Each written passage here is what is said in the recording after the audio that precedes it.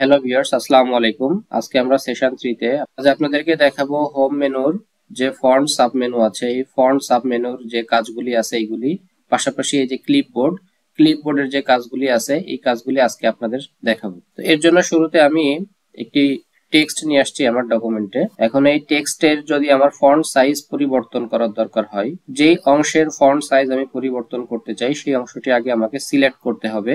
Select করার জন্য মাউসের লেফট বাটন ক্লিক করে আমি ড্র্যাগ করলে সেটি সিলেক্ট হবে। সিলেক্ট হওয়ার পরে এখানে এই যে অ্যারো চিহ্ন আছে, অ্যারো চিহ্নতে আমি ক্লিক করলে আমার সকল ফন্টের লিস্ট আমি এখানে পেয়ে যাব। এখান থেকে আমার পছন্দ অনুযায়ী আমি ফন্ট সিলেক্ট করতে পারি। এখানে দেখেন আমি যখন এটা ফন্ট সিলেক্ট করছি আমার স্ক্রিনে কিন্তু ফন্টের স্টাইলও চেঞ্জ হচ্ছে। তো এখান থেকে যেটি আমি পছন্দ হবে বা যেটি আমার প্রয়োজন স্পেসিফিকেশন থাকবে, আমার জব শিটে যেই ফন্ট সাইজ দিতে বলবে সেই ফন্ট সাইজটি আমি এখান থেকে খুঁজে নিয়ে সেটি আমি দিয়ে দিব। এই যে আমি এটি দিয়ে দিলাম। অথবা কি করতে পারি, আমার স্পেসিফিকেশন শিটে যে ফন্ট সাইজের কথা বলবে সেটি আমি এখানে টাইপ করেও দিলেও সেটি চলে আসবে, টাইম নিউ রোমান্স। এবার আমি এন্টার প্রেস করব, এটি এখন টাইম নিউ রোমান ফন্টে চলে এসেছে। আমার উপরের যে লাইন সেটি হচ্ছে টাইম নিউ রোমানে এবং নিচের লাইনটি আছে ক্যালিবেরি বডি ফন্ট স্টাইলে। এখন যদি মনে হয় যে আমার এই অংশটুকুতে আমি ফন্ট যে সাইজ সেটি বৃদ্ধি করব, তাহলে এখান থেকে এই যে অ্যারো চিহ্ন, এই অ্যারো চিহ্নতে আমি ক্লিক করে আমার পছন্দ অনুযায়ী ফন্ট সাইজ এখান থেকে দিতে পারি। এখান থেকে যদি এমন ফন্ট সাইজ দিতে বলে যেটি এটির মধ্যে নাই, যেমন যদি বলে 14.5 দিতে হবে, তাহলে সেটা আমরা কিভাবে দিতে পারি। তাহলে সেটির জন্য আমি এইটুকু সিলেক্ট করে নিয়ে এখানে আমি লিখে দিব 14.5, লিখে এন্টার দেব। দিলে আমার এই ফন্ট সাইজটুকু 14.5 হয়ে যাবে। এই যে আমার এই ফন্টটুকু দেখেন এখানে 11 আছে, এই ফন্ট আছে 11 এবং এই ফন্টটুকু আছে 14.5। এভাবে আমরা এই লিস্টের বাইরেও ফন্ট সাইজ আমরা দিতে পারবো। এই লেখাটুকু বা সিলেক্ট করা অংশটুকু যদি আমি বোল্ড করতে চাই, অর্থাৎ একটু মোটা করতে চাই, তাহলে এটাতে ক্লিক করলে এটি মোটা হয়ে যাবে, অথবা কিবোর্ড থেকে Ctrl+B প্রেস করলেও এটি বোল্ড হয়ে যাবে। তো আমি এটাতে ক্লিক করলাম, দেখেন অন্য টেক্সটের তুলনায় আমার এই টেক্সটটা কিন্তু একটু মোটা হয়ে গেছে। আমি এই অংশটুকু যদি ইটালিক করতে চাই, তাহলে ইটালিক অর্থাৎ এই যে একটু বাঁকা হয়ে থাকবে লেখাটি, এটি ক্লিক করলে হয়ে যাবে, অথবা কিবোর্ড থেকে Ctrl+I প্রেস করলেও সেটি হয়ে যাবে। দেখেন অন্য টেক্সটের তুলনায় কিন্তু আমার এই টেক্সটটুকু একটু বাঁকা হয়ে আছে। আমি এই অংশটুকু যদি আন্ডারলাইন করতে চাই, তাহলে সিলেক্ট করে নিয়ে আমি এই যে ইউ এর নিচে একটা দাগ আছে অর্থাৎ আন্ডারলাইন, এটিতে ক্লিক করতে পারি, অথবা কিবোর্ড থেকে Ctrl+U তে ক্লিক করলেও সেটি আমার আন্ডারলাইন হয়ে যাবে। আমি যদি আরো বিশেষ ধরনের আন্ডারলাইন করতে চাই, তাহলে ইউ এর পাশে এই যে অ্যারো চিহ্ন আছে এটিতে ক্লিক করে আমি স্পেশাল আন্ডারলাইন সেখানে দিতে পারি। আমি যে ডাবল আন্ডারলাইন দিয়ে দিলাম। এরপরে যদি মনে হয় যে এই অংশটুকু আমার ডকুমেন্টে থাকবে কিন্তু আননেসেসারি, অপ্রয়োজনীয়, আমরা যেরকম আমাদের খাতায় লেখার সময় ভুল হলে আমরা এক টান দিয়ে কলম দিয়ে কেটে দিই বা বুঝিয়ে দিই যে এই অংশটুকু ভুল হয়েছে, কিন্তু খাতায় কিন্তু সেই অংশটুকু থাকে। যদি এমন করতে চাই তাহলে আমাদের এই স্টিক থ্রো এটি ক্লিক করতে হবে বা এটি অন করতে হবে। এটির মাধ্যমে বোঝাবে যে এই অংশটুকু আমার ভুল হয়েছে বা এই অংশটুকু বাতিল, কিন্তু ডকুমেন্টের মধ্যে সেই অংশটুকু অস্তিত্ব থাকবে। আমাদের বিভিন্ন সময় সায়েন্টিফিক ফর্মুলা বা ম্যাথের ফর্মুলা লেখার সময় আমাদের উপরে এবং নিচে ছোট করে কিছু সংখ্যা লিখতে হয়। সেটি আমরা কিভাবে লিখতে পারি, সেটি হচ্ছে যেমন আমাদের এর উপরে যদি এখন স্কোয়ার দিতে হয়, তাহলে সেটি কিভাবে দেব। তাহলে আমি এ লিখে নিচ্ছি, লিখে নেওয়ার পরে এই যে এটিতে ক্লিক করব, এটি হচ্ছে সুপার স্ক্রিপ্ট। এটির কিবোর্ড কমান্ড হচ্ছে Ctrl+Shift++, অর্থাৎ Ctrl+Shift+। এটি আপনারা ক্লিক করবেন। ক্লিক করলে আমি Ctrl+Shift এবং প্লাসে ক্লিক করলাম, দেখেন আমার কার্সারটি একটু উপরে উঠে এসেছে। আমি এখান থেকে 2 লিখে দিচ্ছি, দেখেন স্কোয়ার হয়ে গেল।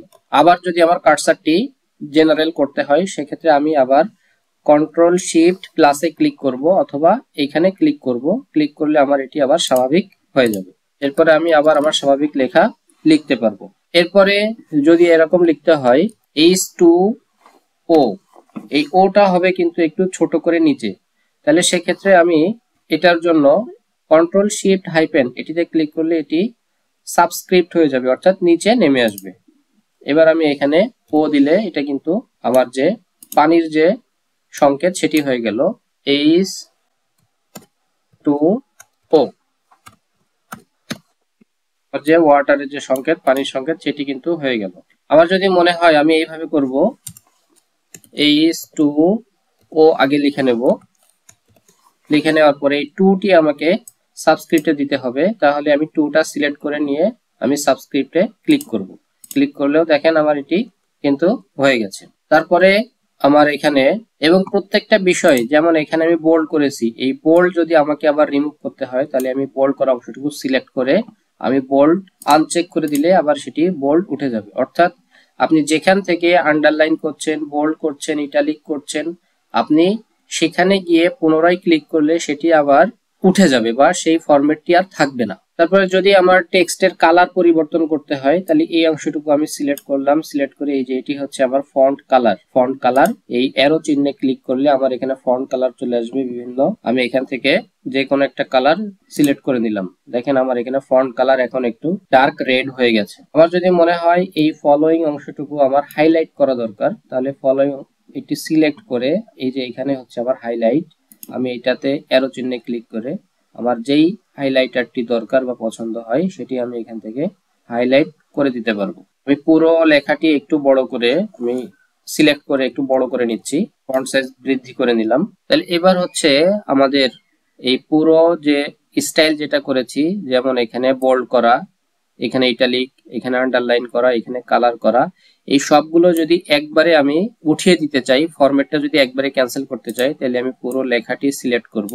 সিলেক্ট করে এই যে এখানে এটা হচ্ছে ক্লিয়ার অল ফরম্যাটিং, এই ক্লিয়ার অল ফরম্যাটিং এ ক্লিক করলেই আমার লেখাটি একেবারে জেনারেল হয়ে যাবে, স্বাভাবিক হয়ে যাবে, কোনো স্টাইল ফরম্যাটিং সেখানে আর থাকবে না। আমি চাচ্ছি যে এই লেখার প্রত্যেকটা ওয়ার্ড কি থাকবে, আমার ক্যাপিটাল লেটার থাকবে, তাহলে এটা আমি সিলেক্ট করে এখানে আসব।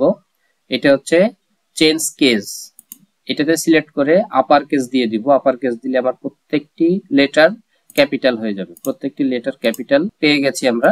আবার যদি মনে হয় প্রত্যেকটি লেটার আমার স্মল লেটার হবে, তাহলে এটি সিলেক্ট করে আমি এখানে লোয়ার কেস এটি অন করে দিব। লোয়ার কেস দিলে প্রত্যেকটি লেটার আমার লোয়ার কেস হয়ে গেছে।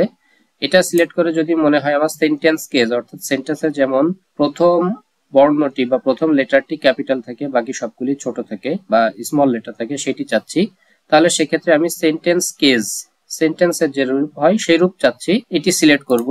তাহলে দেখেন আমার প্রথম লেটারটি ক্যাপিটাল হয়েছে আর প্রত্যেকটি লেটার কিন্তু এখন স্মল লেটারে আছে। আবার যদি মনে হয় এখান থেকে ক্যাপিটালাইজ ইচ ওয়ার্ড, অর্থাৎ প্রত্যেকটা ওয়ার্ডের ফার্স্ট লেটার এটা ক্যাপিটাল হবে, সেটি করার জন্য আমাকে এই অপশনটি অন করতে হবে। দেখেন আমার প্রত্যেকটা ওয়ার্ডের ফার্স্ট লেটার কিন্তু ক্যাপিটাল হয়েছে আর বাকিগুলো কিন্তু স্মল আছে। এটা সিলেক্ট করে যদি আমি এখান থেকে টুগল কেস দিই, তাহলে আমার প্রত্যেকটা ওয়ার্ডের ফার্স্ট লেটার থাকবে স্মল এবং পরবর্তী লেটারগুলো থাকবে ক্যাপিটাল। এটা হচ্ছে টুগল কেস, এটি সিলেক্ট করলাম। দেখেন আমার প্রত্যেকটা ওয়ার্ডের ফার্স্ট লেটার হচ্ছে স্মল আর বাকিগুলো সব ক্যাপিটাল। ফন্ট সাইজ বৃদ্ধি করতে চাই, তাহলে আমি এটাতে ক্লিক করব। ক্লিক করলে আমার ফন্ট সাইজ বৃদ্ধি পাবে, আবার এটাতে ক্লিক করলে ফন্ট সাইজ ছোট হবে। এটিও কিন্তু এখান থেকে করা যায়। স্টাইল এটা আমি একটু চেঞ্জ করে নিচ্ছি, বোল্ড করলাম, ইটালিক, আন্ডারলাইন করলাম, ফন্ট সাইজ আমি এখান থেকে 20 করে দিচ্ছি, কালার আমি একটু চেঞ্জ করে নিচ্ছি। তাহলে এই যে ফরম্যাটটি, এখানে আমি কয়েকটি কাজ করেছি, এই পুরো কাজটি যদি আমি এই নিচের লাইনে করতে চাই, সেটি আমি bold, italic, underline, colour change বারবার না করে এখানকার পুরো ফরম্যাটটা কপি করতে পারি, কপি করে এখানে পেস্ট করতে পারি। সেইটার জন্য আমাকে কি করতে হবে, এখানে যে ফরম্যাটটা আছে এই ফরম্যাটটা আমাকে সিলেক্ট করতে হবে। সিলেক্ট করে ফরম্যাট পেইন্টের মাধ্যমে এটা কপি করতে হবে। ফরম্যাট পেইন্ট একবার ক্লিক করব, ক্লিক করে এসে এই যে ব্রাশ এসছে, এখানে ব্রাশ দেখা যাচ্ছে, এই ব্রাশ দিয়ে আমি যেই লেখার উপরে সিলেক্ট করা ফরম্যাটটি করতে চাচ্ছি সেটি আমি এরকম ড্র্যাগ করব, করলে দেখেন এটির মতো কিন্তু পুরো টেক্সটই হয়ে গেছে। এইটি হচ্ছে ফরম্যাট পেইন্টের কাজ। এখন পুরো লেখাটিতে আমি ক্লিয়ার ফরম্যাটিং দিয়ে দিচ্ছি, স্বাভাবিক হয়ে গেল। এবার হচ্ছে আমি কপি করব, এই গভর্নমেন্ট লেখাটি আমি কপি করতে চাচ্ছি, তাহলে এটা সিলেক্ট করে এখান থেকে কপি করতে পারি, অথবা কিবোর্ড থেকে Ctrl+C এটিতে প্রেস করলেও আমার কপি হয়ে যাবে। এটি কপি করে আমি যেখানে চাচ্ছি বা যেখানে লেখাটি চাচ্ছি সেখানে এসে আমি পেস্ট করব, এই যে পেস্ট, অথবা কিবোর্ড থেকে Ctrl+V প্রেস করব। তো আমি Ctrl+V প্রেস করছি, এটা আমি যতবার Ctrl+V প্রেস করব ততবারই এটি পেস্ট হতে থাকবে। এখন এখান থেকে এই গভর্নমেন্ট লেখাটি যদি আমি কাট করে নিয়ে আসি, কাট করে নিলে এই লেখাটি পূর্বের অবস্থানে অর্থাৎ এই অবস্থানে আর থাকবে না। কাট করে নিচ্ছি, কাট করে নিলাম, দেখেন এখানে কিন্তু গভর্নমেন্ট লেখাটি আর নাই।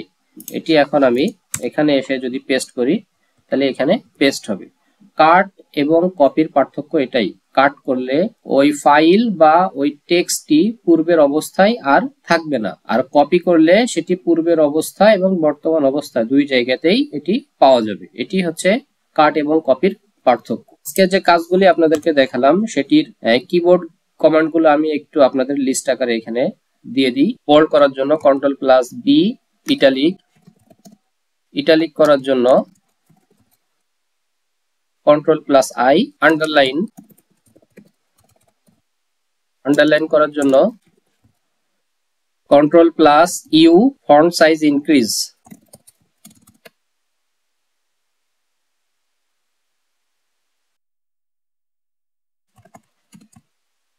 Ctrl+ক্লোজ, ডিক্রিজ করার জন্য Ctrl+স্টার্ট, অথবা আপনারা ফন্ট সাইজ বৃদ্ধি করার জন্য Ctrl+Shift, অথবা ফন্ট সাইজ ডিক্রিজ করার জন্য